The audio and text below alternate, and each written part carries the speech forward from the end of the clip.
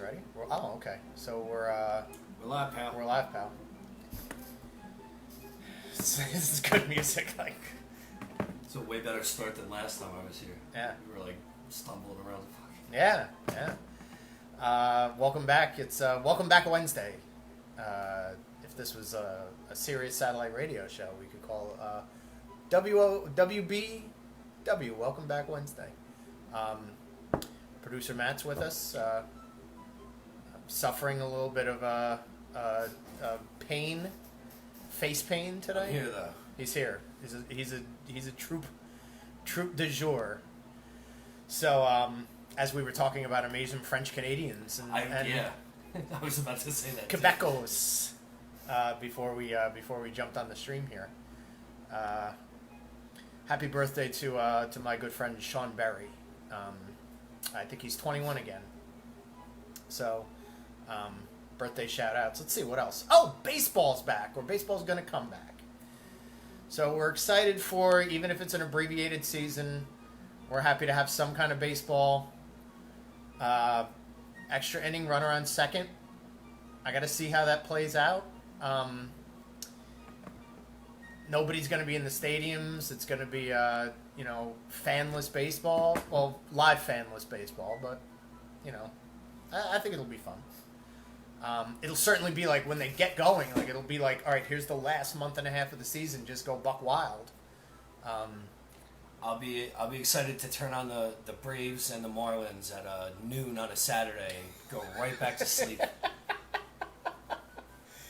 Thinking that's going to be on television. It's my favorite thing to do was sleep during Braves baseball? You get the weekends off, and I'd get up, I'd go do what I had to do for the day, come home, make a nice sandwich, sit down, and fall asleep. For me, it's got to be like a super interesting game, I used to watch the Yankees on a Saturday, and I could knock right out. Yeah. I don't know. Maybe that's my thing. It's my ASMR. Could be. It's the dulcet tones of Major League Baseball announcers put you to sleep. It could be. Don't do it right now. I'll fall asleep. I know. Yeah, you fall asleep. So yeah. All right, let's talk about what we got coming up. Well, do we have anybody in the room? There's 7, 8 people in here. All right. Okay.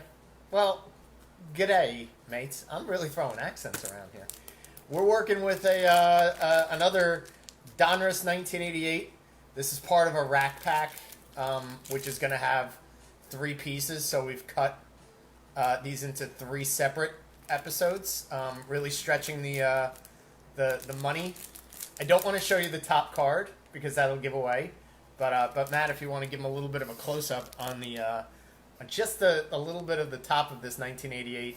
I could also show the back. The back, is part of the Stan Musial puzzle pieces.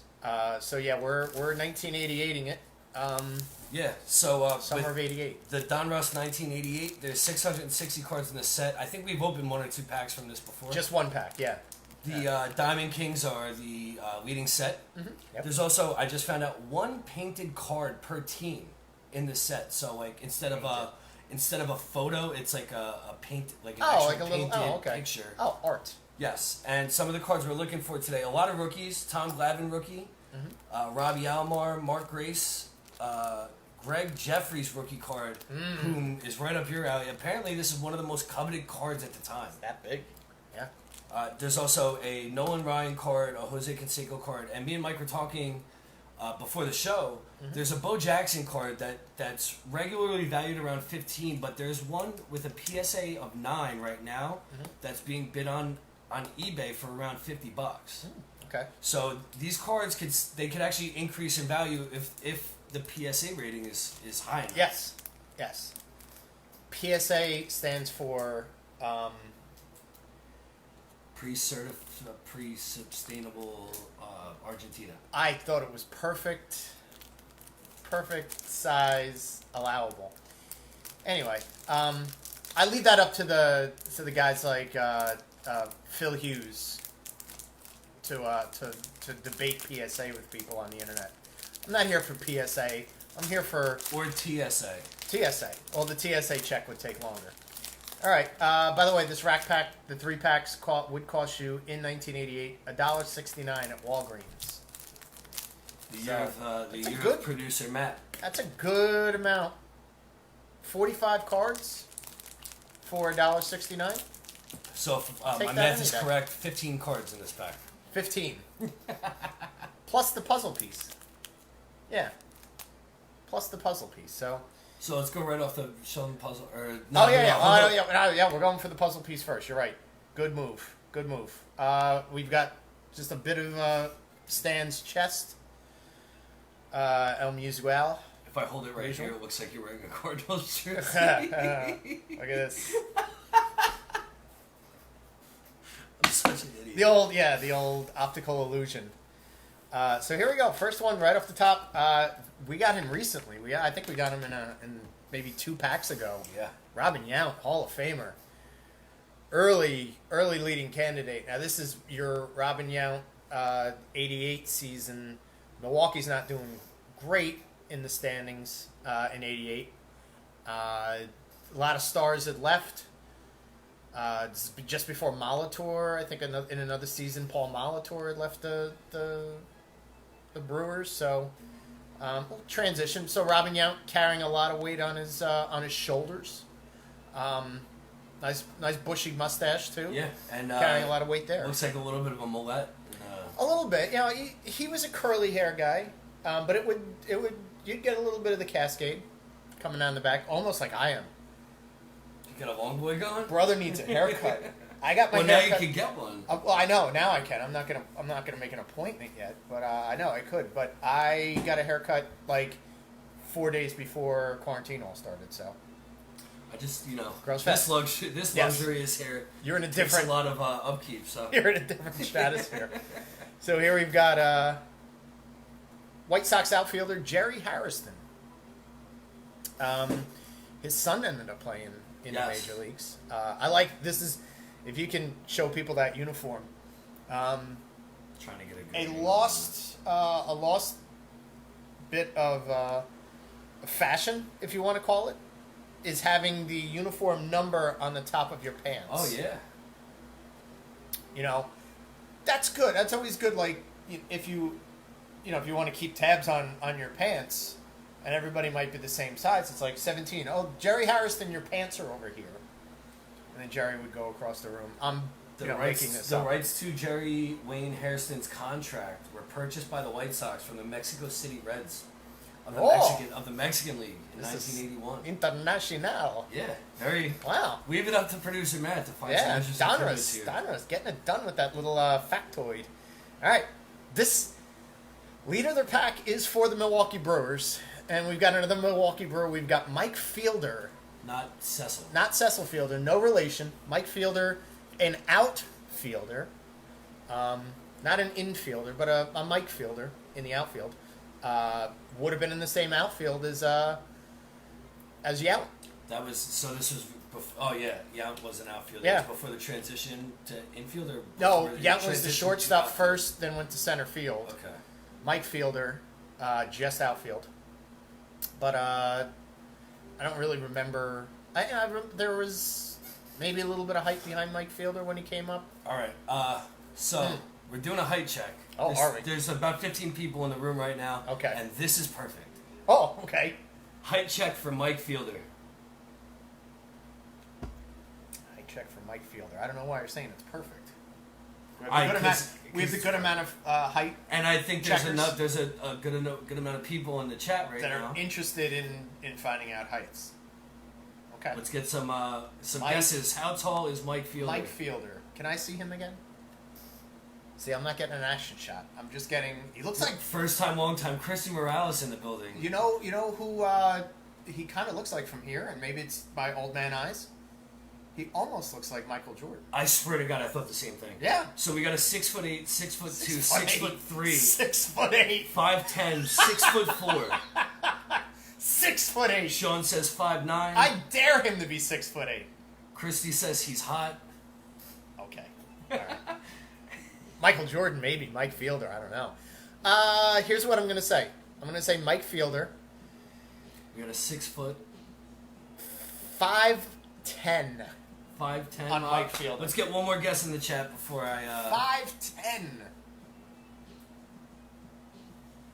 5 and a perfect 10. 5 and a perfect 10. 10. I want to guess. I want to wait for one more, and I can't guess, but... You're a stat mark today. Usually we're waiting on Mary Ann, but she was a very No, she sent her underling. She was a very early guess. She sent her coworkers to make her bad guesses for her. So, everybody was wrong. Ah. Mike Fielder is a whopping 5'8" tall. Oh, he's a tall. He's a short. He's shorter man. than me. He's a short man. He's my height. Yeah, 5'8". 5'8". All Milwaukee Brewer beef. Vienna sausage beef. All right, here we go.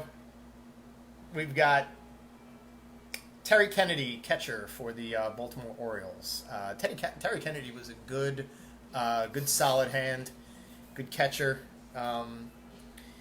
Played for the Padres, was in the Padres organization when they won the World Series in '84. They went to the World Series. Yeah, they won the World Series in '84. He was a good bat. He was probably a DH more times than not because I think Baltimore was trying to test out a few guys as a... ultimately, the search to replace Rick Dempsey, who retired in '83, was kind of a longer than usual process. So, a Terry Kennedy, a Mickey Tettleton, those guys. We've had conversations about Terry Kennedy before. Sure. Because of this. Because we got some other bad backup catcher from '86. Again, it goes without saying. Just like Von Hayes, I like to talk about Terry Kennedy a lot. This is an absolute retread. Mike Jackson. Wow. The last time we opened this card we got pack, the same card. we got Michael Jackson. It's the same Mike card. Jackson, not Michael Jackson. That's the stereo. That's a typical. The stereotyped card because we've pulled it now twice in packs. Yeah, and that's the third time we've seen Mike Jackson. And I think I didn't make the joke the last two times, so I'm going to make the joke this time. Be a lot cooler if he had a glove that was studded. Or a white glove. Or white glove, sparkly white glove. You know what I mean? How cool would that be? Another returning member to Leader of the Pack, not from the last Donruss set. Sorry, Mike Piazza. We've got Mr. Billfish. This was in his, the year before he was Mr. Billfish. He was Mr. Billfish 1989. Darrell Evans. He looks like the principal from Stand By Me. Gives me more. That's a good call. That's Hector Elizondo? Yes. Yeah. Yes. Is it Hector Elizondo? I don't know. I'm pretty sure it is. It could be. But yeah, Darrell Evans possibly was on a fishing boat with the sheriff from Murder, She Wrote, and Steve Garvey and Michael Florwax at the same time. It's one step above hell. Moving on. We've got... by the way, we're both retarded. I hate to use that word, I'm sorry. Okay. His name is Mike Felder. No, that's Fielder. Nope. There's no I in... There's no I. Mike Felder?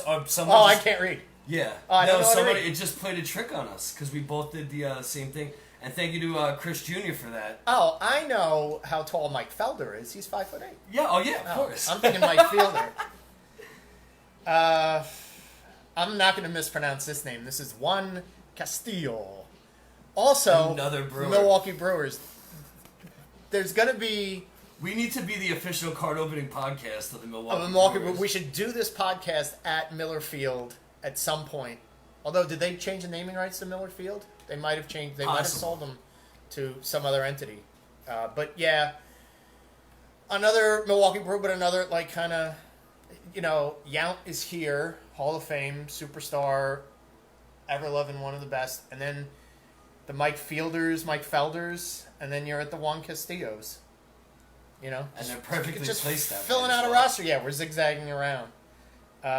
Here we go. We've got Los Angeles Dodgers infielder. I think we got him before. Infielder Dave Anderson.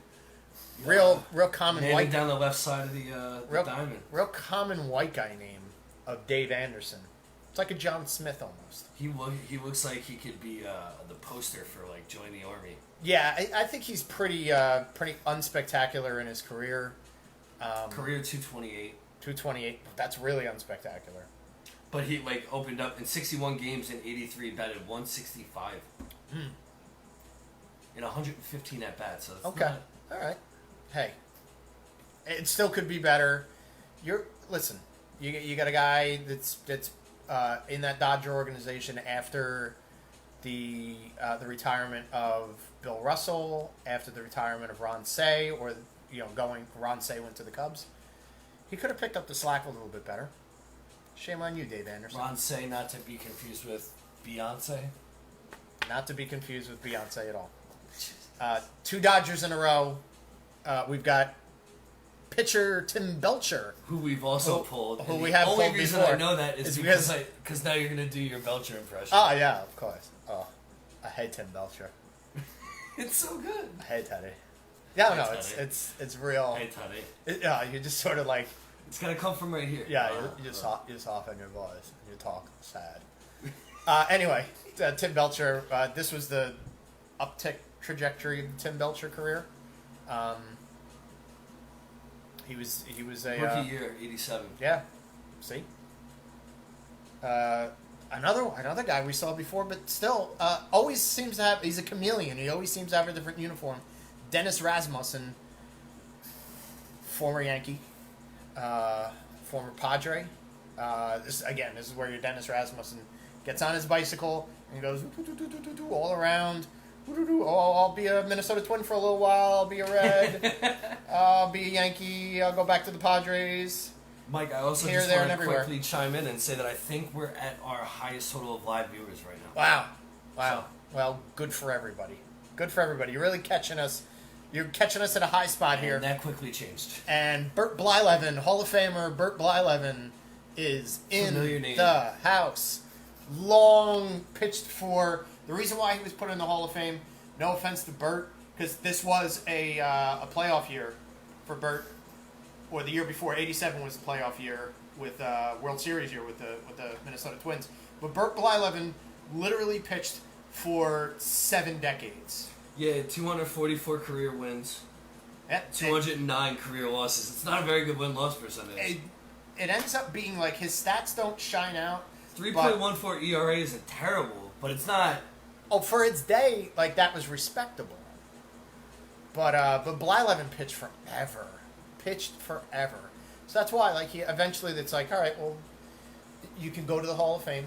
You know, I think he pitched until he was like 44 years old, maybe even older.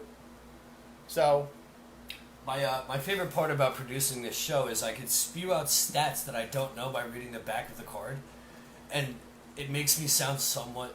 I know what I'm talking about. Kayfabe. I don't care. I'm pulling the curtain back. You're jerking the curtain back. Well, let's jerk the curtain back with White Sox outfielder who's not going to show us his lower half of the body so we can see his number. Ivan Calderon, power hitter. Ivan Calderon, designated hitter, probably. I'm not looking at this. He's either 6'3" or 5'7". Oh, you're wrong. We should have done a height check for you. 6'3" or 5'7". He's 5'1". How much? 6'1". 6'1". Oh, I actually would have. I would have. I would have went higher. I would have put him higher. Yeah, 6'7". He looks like Tattoo from. Well, that's the close-up. Fantasy Island. Yeah, same thing. Hervé Villachess. It's not the same thing. No, it's not. But you're going to start a lot of people up in this chat. Coming down towards the last few here, we've got Baltimore Orioles at the time pitcher Tom Niedenfuer. Now, it's not Farva from. No, it's not. Thick mustache on Tom Niedenfuer. Interesting fact. Tom Niedenfuer pitched for the Dodgers. He was a relief man for them in 1986. Got into a fist fight with Ray Knight in May of 1986. And Ray Knight clocked him after Niedenfuer came in high. Kind of a brushback pitch, or might have hit Ray Knight in the elbow or the back, whatever. Ray Knight was real scrappy that year. He got into like 3 or 4 fights. Oh, yeah. Maybe 2 or 3 fights, something like that. One of them definitely being Niedenfuer. Reason why I remember it vividly, other than the fact that it was like maybe the first like bench clearing brawl that I watched on television or like read about. I was at Shea Stadium the next day. Myself, Jeff Longo, and his dad. His dad brought us to a Met game, and I think Tom Niedenfuhr pitched against Ray Knight in that game as well. Oh, really? And there was a lot of a lot of heat in the stands. And I'll never forget the chant of. And again, this is a kid show, so if there's any kids that are listening, chuck a few earmuffs on. Kick his ass, Ray. Kick his ass. Fuck him up, Ray. Fuck him up. So my this young, wasn't like, this wasn't a GCW show. This was not. No. This was certainly the language was salty. So as an 11-year-old or 12-year-old kid, I was like, this is great. They're saying curse words. Can I do it too? My dad's not here. I'll do the cursing too. So Let's got do involved a with the height chant. check. I'm Todd Niedenfuhr. I'm Todd Niedenfuhr. Okay. Height check. He's tall. I'm going 6'5". 6'5". Okay. Let's get some guesses from the comment section. Should have done a weight check. Weight check. Nah, we're in height check. Can't change course. Yeah, now. the weight nobody would have gotten this. Height check. Height check. Tom I'm 6'5". Niedenfuhr. 6'5" is Michael's guess.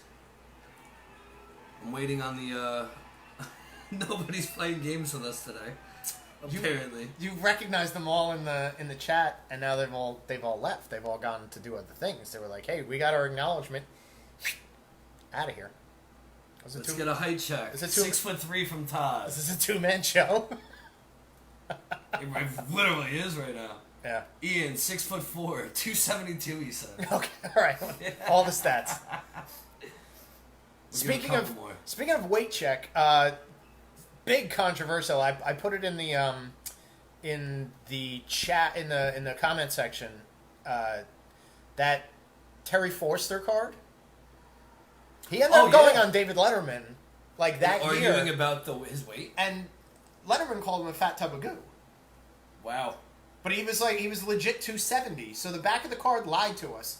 You're right. It's a conspiracy on the fact that also tops. Corby agrees with me that he looks like Farva from Super Troopers. Okay. Corby said 6'2" and beefy. Beefy. Yeah. All right, so we'll cut it off at 6'5", Mike. Yeah. I know my Tom Niedenfuhr stats are I don't remember him being a Baltimore Oriole, but I know my height on a Tom Niedenfuhr. All right. Rated rookie, kind of special. We'll treat this one with kid gloves. We've got Sean Hillegas, of the Dodgers. A lot of Dodgers here, but rated rookies were, and I always thought these were cool when they would have them and it wouldn't be like a subset, so it's not like it's a,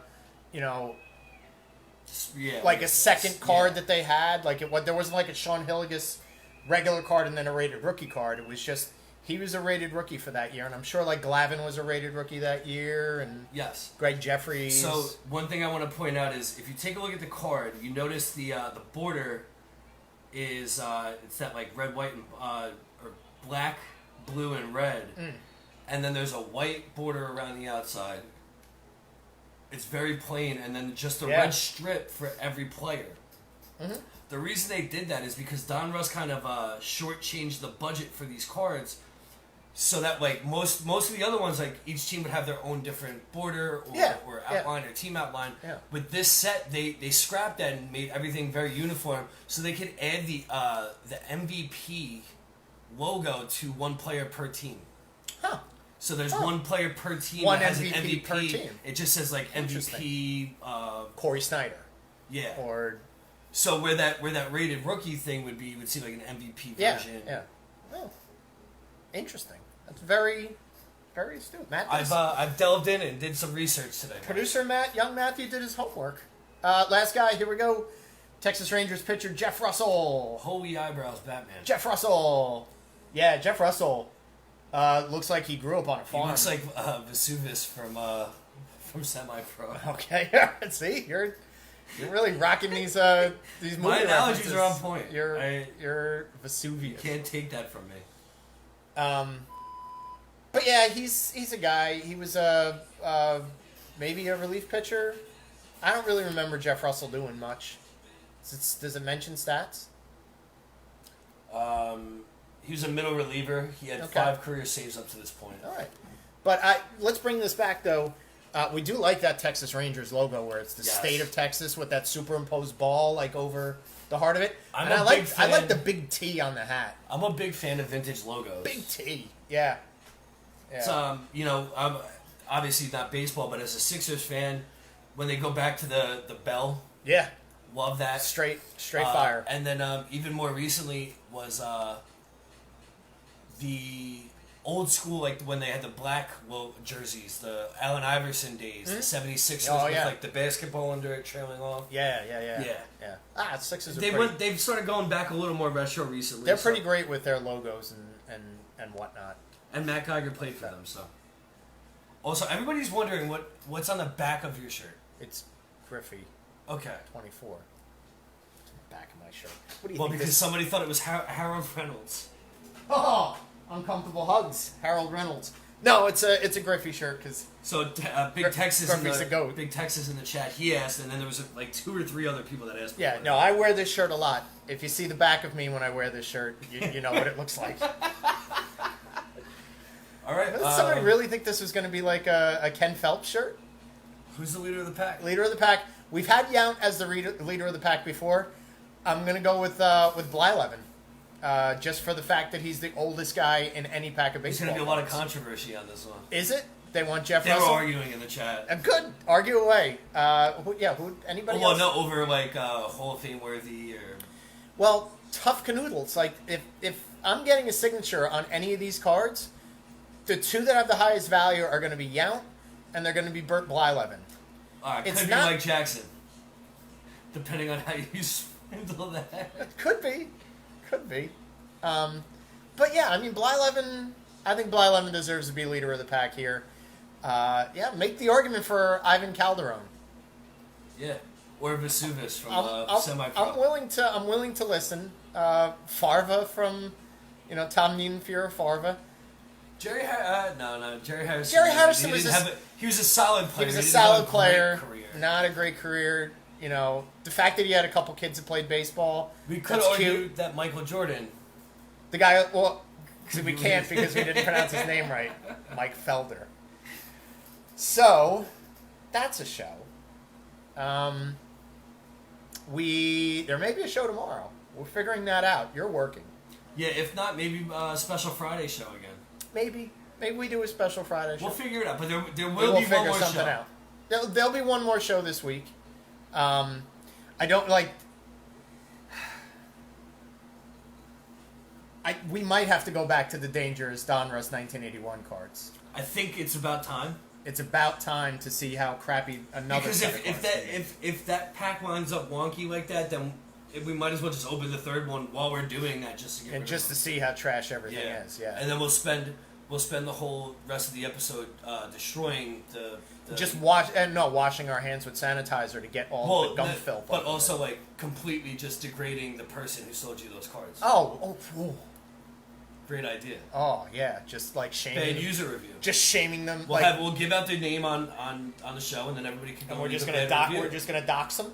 Yeah, and everybody can leave a bad review. All right. I'm all about that. Street justice, social media justice at its worst. So yeah, that's a show. Thanks for showing up. For producer Matt and his absence face. For bobblehead Mike Piazza with removable bat, which is intact, by the way. And for the great Muta, have a fun night and wash your hands.